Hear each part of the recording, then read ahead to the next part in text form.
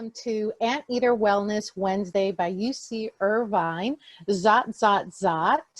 I am going to be your preliminary host. My name is Elsa Begrini with the UCI Alumni Organization. I am here to just let you know we're thrilled to see you here tonight. That UCI is excited to spotlight the variety of chapters that we have, and we actually have over 36 chapters. We hope you consider joining this chapter or any other chapter that is of interest to you. Just feel free to go to UCI's website. What these Anteater Wellness Wednesdays the series does is it really puts a great spotlight on the caliber of alumni that we have and the skills and knowledge, and that they're willing to share it with their other alumni. It's the generosity of one anteater to many anteaters, and that just seems to be the way we roll. So tonight we have two wonderful guests, but I am going to pass it on to the leadership of the Anteater Wellness Wednesday, and just which is Casey and Nathan, but Casey will speak today. Just so that you know, this is being recorded. This recording will be made available with the thank you email and any resources that are available as a result of this event. But we're thrilled to have you. And if you have any questions, feel free to use the chat room. And may we recommend that you hit speaker view so that you can focus on the speakers. All right, Casey, it's yours. Awesome. Thank you, Elsa. Welcome, everyone, and thank you so much for joining us tonight. As Elsa mentioned, my name is Casey. I graduated from UCI in 2013 from the School of Social Sciences, and I am currently the chapter president for Anteaters in Philanthropy. Anteaters in Philanthropy is the official alumni chapter of UCI dedicated to philanthropy, nonprofits, volunteering, and overall philanthropic sector. As everyone joins, if you could just mute your phones, that would be so great. Our mission for Anteaters in Philanthropy is to enrich the lives of alumni and engage them in a lifelong advancement of the university. Members engage in a community of philanthropy, build their networks, volunteer together, contribute to the UCI, as well as the greater local and regional communities through service opportunities.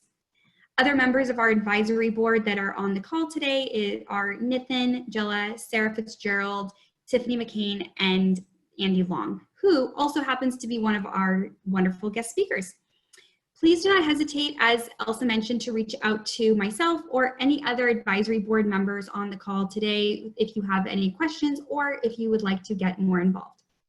After tonight's webinar, again, as Elsa mentioned, Elsa, you really did great with those, the housekeeping. We will be sending out a link with an email with some links to our Facebook group, our LinkedIn groups, which I encourage you all to join. Additionally, as you may know, today is UCI Giving Day. As of a few hours ago, Giving Day had already raised, I believe, 1.5 million. Correct me if I'm wrong, anyone. No matter the size of the gift, your participation in Giving Day has a direct impact on the university's ability to provide increased support to students, faculty, staff, and programs. Anteaters in Philanthropy is proud to be participating in Giving Day this year and supporting it. I made a gift. And anyone who feels compelled can give a gift, can choose to direct it towards student scholarships, the Office of Inclusive Excellence, or the Center for Black Culture, Resources, and Research. I hope you'll all join me in supporting these wonderful causes. Now, without further ado, I am thrilled to introduce to you all our guest speakers for tonight, who both happen to be founders of organizations right here in Orange County, Andy Long and Zoe Stern. So, to get to know them a little bit. Andy graduated UCI in 2012. After experiencing cyberbullying in 2008, she decided to research bullying while studying at UCI. For over 10 years now, Andy has studied bullying and the impact it has on both children and teenagers. In 2017, Andy founded Bloom Foundation, a nonprofit that provides social, emotional learning programs to girls experiencing bullying. Bloom Foundation teaches emotional intelligence and tools on how to navigate bullying before, during, and after it happens. Andy has spoken to over 1,000 young girls and leads trainings and workshops to educate and empower others. Now Zoe, she just finished her junior year at Sage Hill High School in Newport Coast, where she is a student athlete. Her favorite class is psychology, and she recently presented her final psychology project on emotional regulation, where she examined how high performers are able to rise to the occasion in high stakes situations. When Zoe's not studying or playing school or club volleyball, she enjoys supporting healthcare workers who care for children in the hospitals. Zoe was born with a congenital heart defect and has undergone 6 heart surgeries. She is very grateful to the doctors and nurses who took care of her and wants to give back by supporting them. Her latest philanthropic project, which we get to hear about tonight, is called Dear Hero. It's a website platform that allows the community to recognize the everyday heroes in our lives. Each of these individuals have dedicated their time to creating organizations focused on inspiring and facilitating moments of authentic connection among community members. And we are so excited to have both of them with us here tonight to talk about maintaining connected during times of social distancing. So Zoe and Andy, if you are on mute, please unmute yourselves now because we're going to dive into our questions. And the first question is for both of them. We all know that connection is something that humans thrive on as social creatures. But with the COVID pandemic, the need to maintain socially distant, we've been challenged to think about connection in a different way. Zoe and Andy, I would love to hear how each of you have maintained a feeling of connection with your friends, family, and community during social distancing. And I would love for Zoe to kick us off. Yeah, so thank you so much for having me tonight. Like everyone, I've been using a lot of social media to stay connected, and I've also been trying to spend time outdoors with my friends. So a few examples, with my volleyball teammates, I talk to at least one teammate a day, either on text or a phone call. And with 2 of my friends who live back east, we have weekly Zoom calls. And then also with my best friend from high school, we go on a weekly hike. Awesome, that's so sweet, Zoe. Andy, you want to chime in? Sure. Yes, I was going to mention as well that social media has a lot. It is a great tool right now to stay connected. So I started a 10-day challenge, and I'm excited at the end of this we'll share more about like social media challenges. But I did a 10-day challenge to encourage followers of Bloom to seek beauty, and not only like outside, but in themselves. And so that was really fun to have this community effort of looking for beauty and sharing that, and I really enjoyed that. And I also went on Instagram Live for 5 days straight, which is totally out of my comfort zone, and this is too, but it was a wonderful experience to connect with people in real time and also just grow out of my comfort zone too. Awesome. Thank you both so much for sharing. You guys both had some great nuggets of information in there that I think that other people on today's call probably have either been doing themselves, or maybe you inspired a new idea. Mm-hmm. So like I said, what I'm hearing from both of you, and fairly certain that everyone on tonight's call is experiencing, is a shift to all things virtual. Andy, I imagine that this makes it more important than ever to address the impact that cyberbullying has on students being able to confidently and authentically connect. Can you share with us any trends that you've noticed on how schools, or maybe even nonprofit organizations that work with students, have been shifting to address and then prevent cyberbullying and make connecting virtually safe for all students? Yes, so absolutely. Like since these times, cyberbullying has been on the rise. There are several factors that contribute to that, but there was a study that showed that cyberbullying has increased by 70%, and so it's very critical that we pay attention to that, and that I've been seeing a lot of nonprofits and schools be more educated and just look for the signs of what it looks like if someone is experiencing bullying. And I'll just share that with you right now. You can notice just a general loss of interest in school, or like things that usually students are interested in, loss of interest, withdrawal, and disconnection. And so I'm excited to talk more too in this webinar about what it can look like to connect and to encourage connection, especially when bullying really causes disconnection. But I think what I've been noticing with schools and organizations is that it's just more increased attention on students too. It is easier to have less oversight over student activity, but I'm just noticing that schools and organizations have really just encouraged like virtual summer camps and things like that, which is very exciting. But I don't know if that covers like the entire question, but that's what I've noticed. Yeah, that's great, Andy. That's really great information for everyone. I am curious, so based off of your experience and the conversations that you've been having with students that you work with, what advice can you provide to any parents or caregivers on tonight's webinar who want to make sure that their student is staying connected to friends, because we know that's so important, but that they're also being, protective of their students from potential cyberbullying? Mm-hmm. And I love what Zoe said about she has recurring virtual hangouts with her friends. I think that is amazing. And so I like setting in those routines, almost like relational routines that you can count on. Like I'm going to have coffee and like donuts with my friend every Friday morning, things that you can really rely on, and making sure that that's a safe environment, which you can do through monitoring and setting those up. I also wanted to mention that I think just encouraging compassion. This is a challenging time for all of us, students and adults and parents, but just finding self-compassion for yourself and encouraging compassion is very important as well.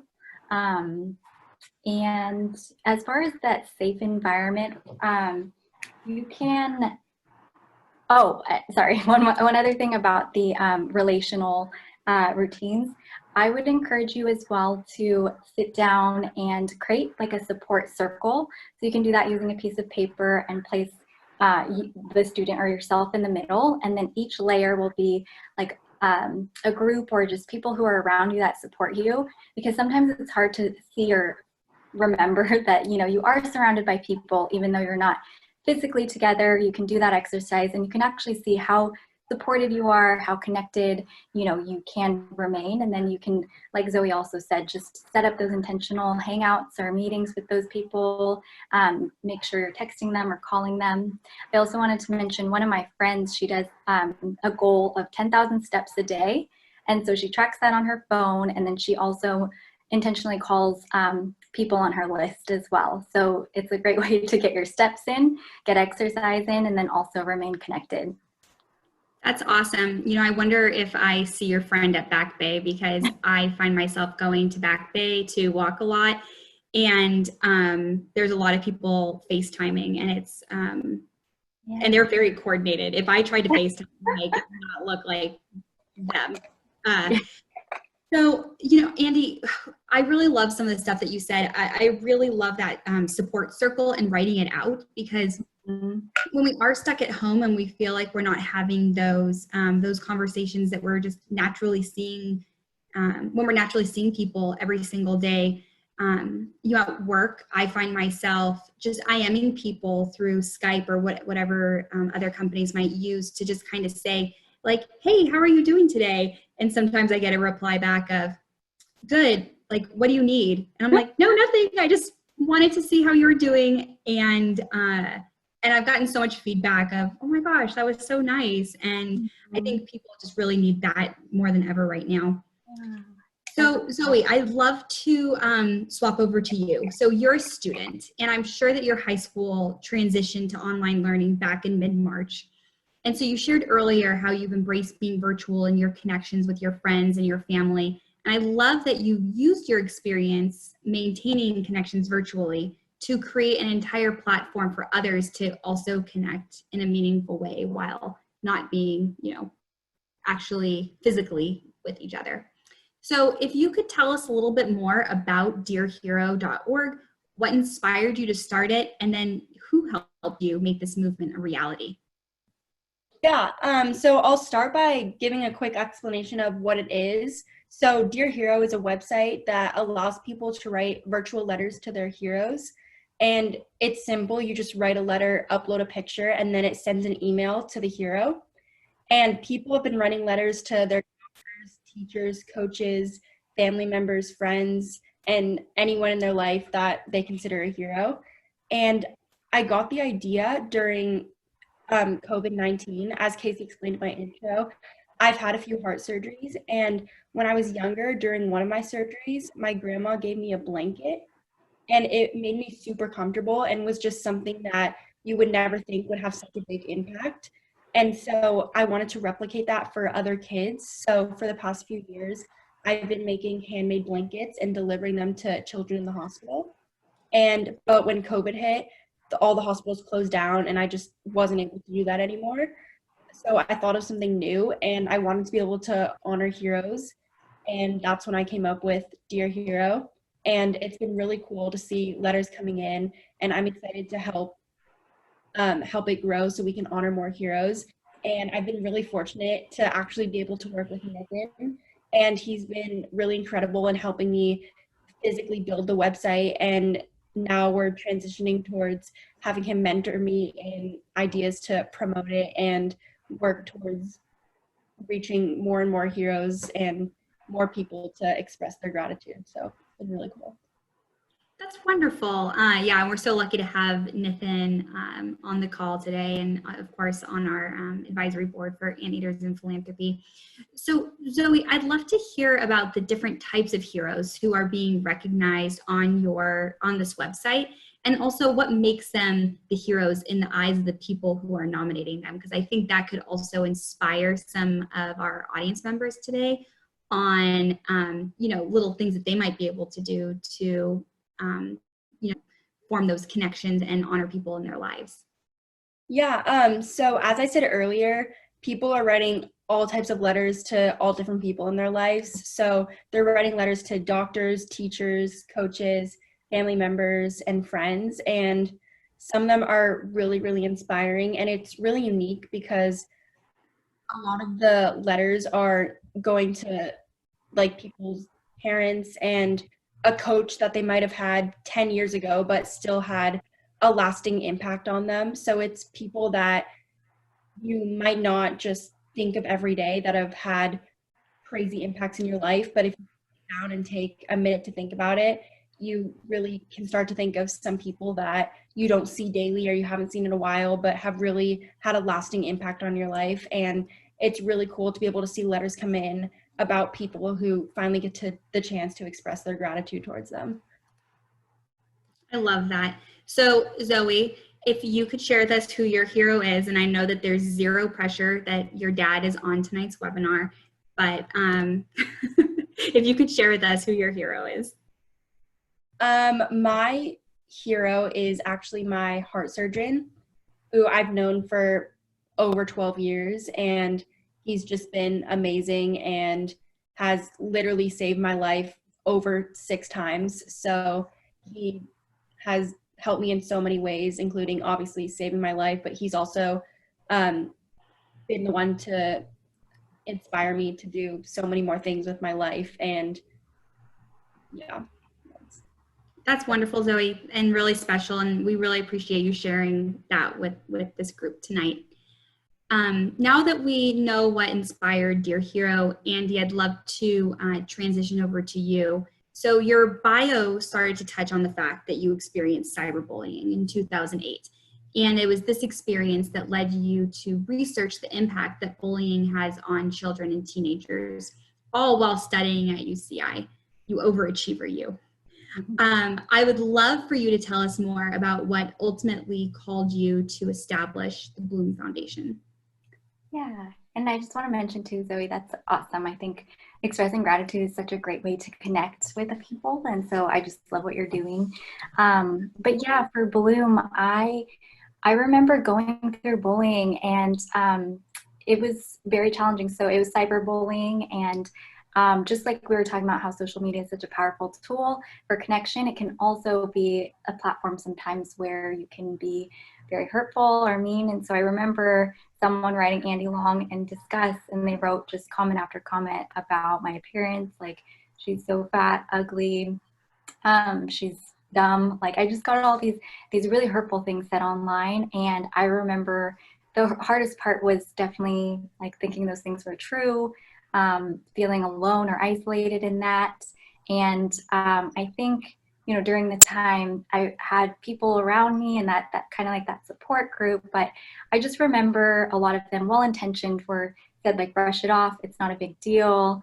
You know, this will pass. And they were there. Those things are helpful, but I just really wanted something more, like more connection in that painful moment where someone could say, hey, I went through this too, and it's hard and it's painful, but I got through it, and like you will too. And so my heart was just, well, I didn't realize it until later. So I started studying bullying. I learned a lot more about it. And then later I just realized that that bullying has, like we were saying, it's grown, and it's very pervasive now. And there are girls, there are people who are experiencing it at a deeper, more intense level. So I just felt very compelled to create a program that was built on vulnerability and empathy, that could really speak to what someone's going through. And while I do think that tips and tools and those things are helpful, I wanted to create a program that was built on like connection. So yeah. Awesome. Thank you so much, Andy, for sharing that. And then also, since Zoe went, I would love for you to also share with the group who your hero is. Yeah. One person who comes to mind, and this was when I was going to UC Irvine. So I was in Delta Gamma, and she was my big sis. Her name is Diana.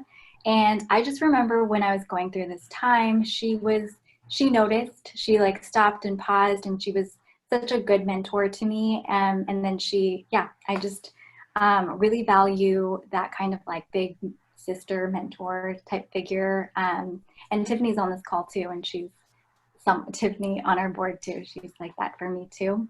So I just value like mentorship. Awesome. I know that some of my, best friends, one of my former bosses, actually another UCI alumni who, quickly became a mentor for me at work, and then we developed to have this wonderful friendship and just someone I can turn to for anything. So, the value of mentorship is just beautiful and wonderful. So now that we know what inspired each of you to start these efforts, I would love to hear about some of the special moments and stories that have come from them. So Zoe, I'd like to start with you.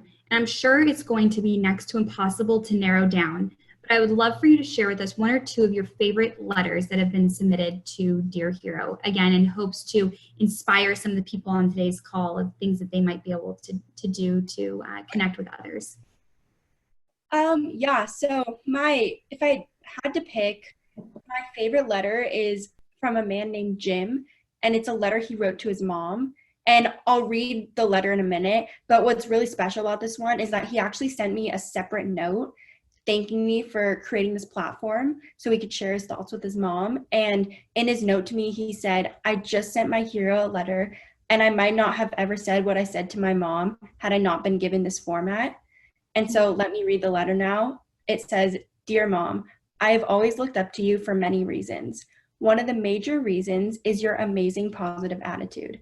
You are truly remarkable and have inspired me to never feel too sorry for myself, especially when things get tough, and to learn by your example how to be graceful under difficult circumstances. Thank you for being such a great example. You are my hero. Love, Jim. I think it's super touching. That's so sweet. So Andy, can you share with us some of your favorite stories that have come out of working with Bloom? Specifically when you're working with young girls and helping them identify their role models. Mm-hmm. Yeah, that's super beautiful, Zoe. I love that. I think, that's beautiful. Hard to follow too, like such a touching story or letter from, or to his mom. I think, so one thing that I was thinking about was I really liked this idea too of like, becoming your own role model in a sense, and, connecting to your future self. There's a program of like Dear Future Me so you can write letters to your future self. And so I love to do that exercise and teach younger girls to do that exercise to connect with, in 5 years, what are you going to be proud of for yourself? Or where do you want to be in 5 years? And, you will grow into becoming kind of someone who you will look up to, if that makes sense. And just, I had a few things that girls have shared. They really learned that they could, like, to love themselves. There's different ways they can discover themselves and to believe in themselves. So I feel like those are some things that I like to work on with the in Bloom. Thank you so much, Andy. So Andy and Zoe, it was so wonderful spending time with each of you this evening and learning more about both of these organizations and how they are inspiring moments of authentic connection during this age of social distancing. I doubt that I only speak for myself when I say that I'm not only inspired by the impact that both of you are making in this community, but also impressed by your leadership and how much both of you have accomplished so early in your careers. I would love to close with each of you sharing some ideas with our audience today on how they can stay connected to the community, whether that's friends, family, the greater community, during these times of social distancing. I can go first. Oh yeah, sorry, I didn't do the roll call. Andy, kick us off. Thank you. So I love, and thank you again. Thank you so much for having me and thank you for this. But I love this Brene. I love Brene Brown. She has such great just thoughts on connection and leadership and courage and compassion. But I really loved this quote because I think it's very fitting for right now. So it says, whether we're overcoming adversity, surviving trauma, or dealing with stress and anxiety, having a sense of purpose, meaning, and perspective in our lives allows us to develop understanding and move forward. And when we believe in connection, we don't feel alone. So I just wanted to, that's my closing thought. And I love that quote, and just encouraging everyone to do that support group circle and write it out and see how you're not alone, and just to look for those moments of connection and follow through with that. Wonderful. Zoe, can you do the same? Can you share with us, the audience, some tips? Yeah, so I think Andy's support circle is an amazing way to stay connected. And to add, I think something I've learned through my process is people that are writing letters are saying that expressing gratitude not only makes other people feel better about themselves, but it also makes us feel better about ourselves. And together that just builds really strong connections. So the best advice I can come up with is for all of us to share our gratitude and tell the people around us how much they really mean to us. Oh, that's beautiful. Thank you, Zoe.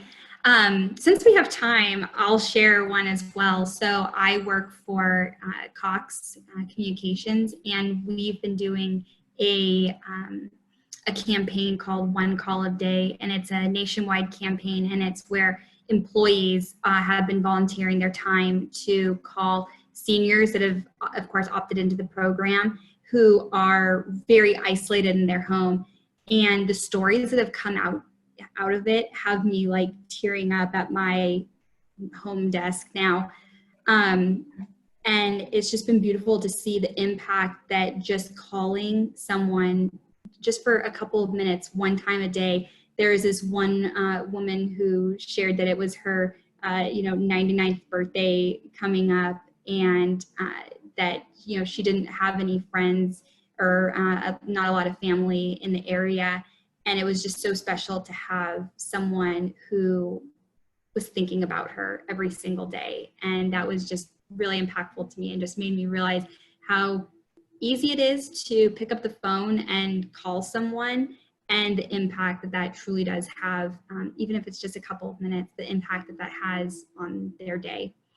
So Andy and Zoe, thank you both so much again. At this time, we have I was going to say a few more minutes, but we have a significant amount of time. So all questions are welcome. So I encourage everyone, or anyone, excuse me, who might have a question for Zoe or Andy or Anteaters in Philanthropy, to submit them into the chat. And so while I give everyone a couple of minutes to submit any questions they might have, I wanted to let you all know that Anteaters in Philanthropy is teaming up with Bloom Foundation and Dear Hero to launch this really fun letter writing campaign. So sometimes after you watch these webinars, you're eating your dinner, you're feeling super inspired, and then there's not a lot of tangible walkaways. So we want to give you some tangible stuff that you can get out and do tomorrow or this weekend. So we are encouraging each of you to write 1 letter a day for 5 days. 1 to your future self, 1 to a mentor, advice to your past self, a letter to your hero, of course, and 1 of appreciation, aka a thank you note.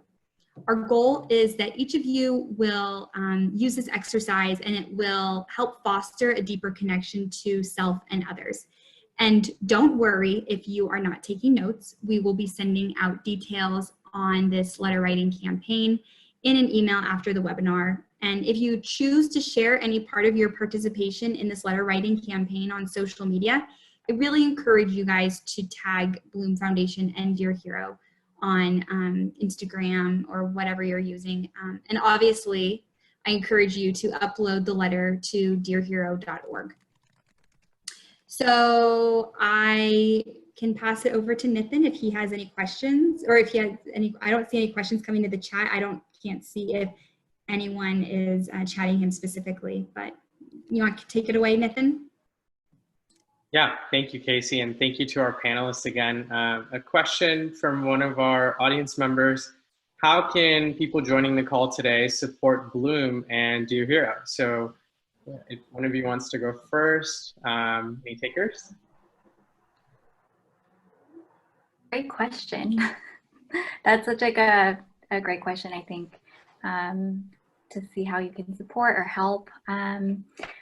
For Bloom, I think participating in the 5-day letter challenge would be really fun. And then following our socials, I just put it in the chat too for Bloom Foundation.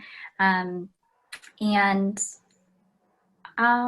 think just staying updated and spreading the word too about ways to support, for me, the girls that we serve. And, I think that children and students are more vulnerable right now and at risk for bullying. So just following along, staying updated, and however you can give your time, resources, things like that. Thank you, Andy. And before I call on Zoe, I'm going to add a few things that Andy will never tell you to do. But she's a dear friend, and and during this time, as all of you know, nonprofits have been impacted a lot because of COVID-19 in terms of how they deliver programs, and all the things that Andy would normally do in terms of reaching the girls becomes that much harder now. So if any of you have ideas and ways that she can connect with more groups and schools and audiences to be able to, help mentor and do workshops with young girls, or want to donate, please do. Thanks, Nathan. And Zoe, if you can share with us on how everybody here can support Dear Hero. Yeah, so for Dear Hero, the best way to be a support is to obviously just write letters to as many people as you can to thank, and also to spread the word about it. And yeah, that's just the best way. Awesome, thank you. Any other questions from our audience? Thank you, Bryce, for asking. I know. Nathan, one thing that I was thinking is we could, we could encourage anyone who is on the webinar today to chat any creative ways that they've been staying connected to people during these times of social distancing. And I've been kind of keeping a list of tips and tricks, or I guess not really tricks, just tips and encouragement that our guest speakers have been sharing with us today. And I'm going to be compiling all of these for that, that wrap-up email that we'll be sending out. And I thought we could, if anyone has any other like creative ways that they've connected with others or that they've seen, you can chat those to us, and I will absolutely include those in the wrap-up email to everyone who registered for the webinar this evening. Also, I don't know the answer to this, so I don't want to put Zoe or Andy on the spot, but if you guys are participating in any future webinars that you'd like to give a little plug for, please feel free to do that right now, but no pressure. I love what you, oh, sorry, what was that, Nathan? No, go ahead. I was just going to say thank you, Casey. I know. I loved both points that you said. I think for the first one too, I wanted to add a tip and trick that I love to do is rose, thorn, and bud. So when you're connecting with someone, you can also use that to say what's a rose, what's a great thing that happened to you either today, this week. You can say a thorn, which is something maybe challenging, something you're going through. And then a bud is what you're excited for, what you're looking forward to.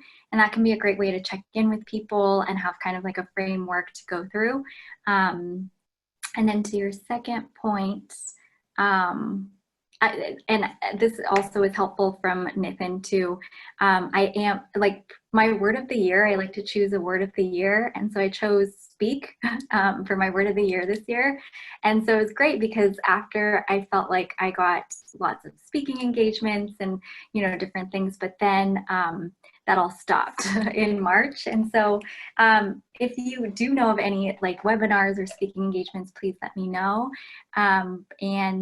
But do stay updated with Bloom Foundation, our socials. We are doing more workshops. One of them is a collaboration with Girl Possible, and Girl Possible teaches design thinking. And so we're doing an emotional intelligence design thinking leader lab, which kicks off in July 11th. So you can stay tuned for that. That's for middle school students.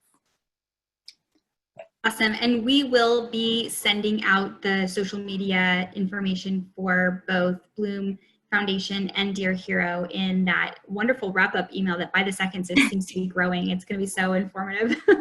So I think that, oh, go ahead, Nathan. I can just, do we want to open it up, and does anybody have any ideas on how they've been staying connected during this time that they want to share? And so if you do, please feel free to either chat or unmute yourself and share.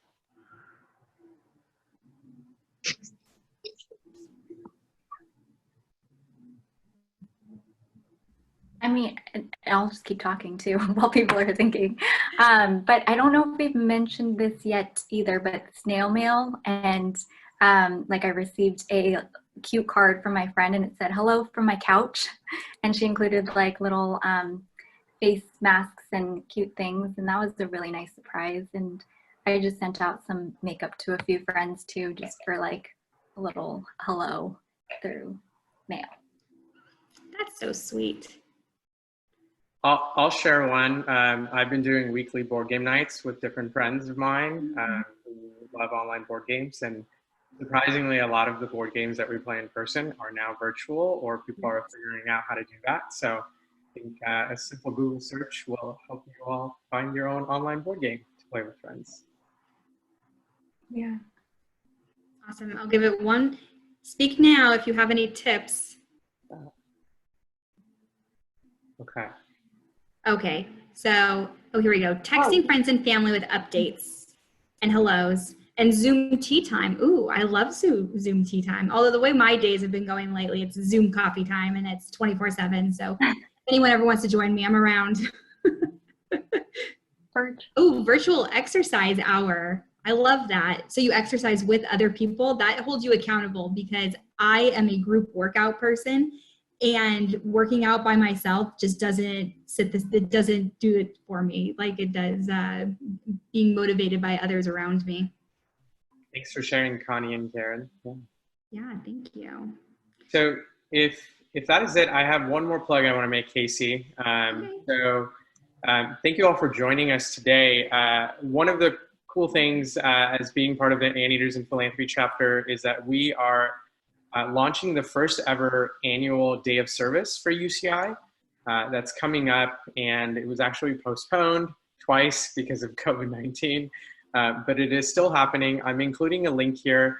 And this day of service is going to be regional. So whether you're local in Orange County or in LA or San Diego, there are nonprofits that we are partnering with that are going to be having different opportunities where you can come in and volunteer on a day and support nonprofits in the community. So this is the first ever Anteater annual day of service. You do not have to be an Anteater to just join. You can just have a friend and tag along too. So we invite you to check it out and sign up to stay in the loop and volunteer with some of these nonprofits. That's awesome, Nathan. Thanks so much for sharing. And will there be both in-person and virtual volunteer opportunities for the day of service? Yeah, great question, Casey.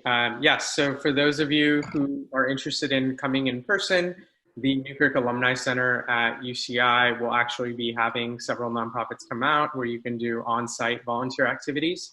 And for those of you that feel more comfortable being virtual, there will be some virtual activities and volunteer opportunities.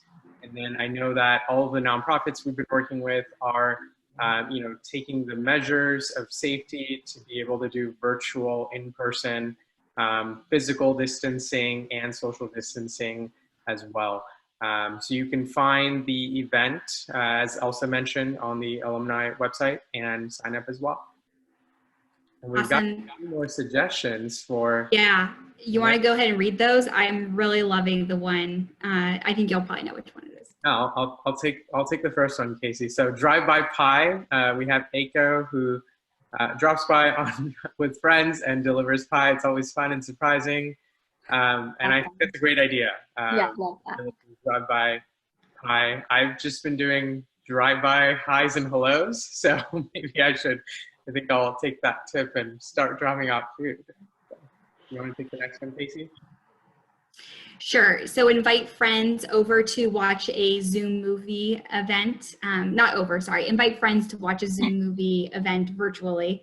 And afterwards, connect to discuss. I like that. I do a book club where we connect to discuss, but watching a movie or something is sometimes a much easier commitment. And then kind of piggybacking Nathan off of the day of service is, so many nonprofits do need volunteers, and you'd be surprised at how many nonprofits you can support virtually. And so I encourage you, if you have time during this, COVID and the pandemic, I would encourage you to reach out to any nonprofits that you've maybe been interested in working with, or you really like their mission and you want to get more involved, because the opportunity for, pro bono volunteering or even mentorship is a wonderful way to get connected to a whole new community. So I am going to wrap it up. I'm going to capture all these great suggestions though, so we can send it out to the entire group, because you guys all have some really creative ideas here. So thank you everyone for your input, for your questions, and really a big thank you again to Andy and Zoe and the UCI Alumni Association for making this evening possible. And thanks to everyone who joined tonight's event. It was such a pleasure, and I really hope that we get to do it again soon. So everyone, please remember to keep an eye out for that wonderful follow-up email that you're just gonna be itching until your inbox, it hits your inbox. And it's gonna have all the links for social media for these two wonderful organizations, as well as how you can get involved with Anteaters in Philanthropy. Follow us on Facebook, or join our Facebook group, I should say, join our LinkedIn group. And we really hope that you'll follow each of us on social media and just look for those opportunities to get involved. Also, there are just a few more hours left in the day to participate in UCI Giving Day. So if you'd like to make a gift, please visit givingday.uci.edu. Thank you again to everyone, and have a wonderful evening. Well, that was great, Casey. Nathan, that was really great. Zoe, Andy, I learned so much and really enjoyed the content. I just wanted to thank everyone for joining us today and also invite you to the next Wellness Wednesday, which is going to be the 4th Wednesday of July. So that's July 22nd.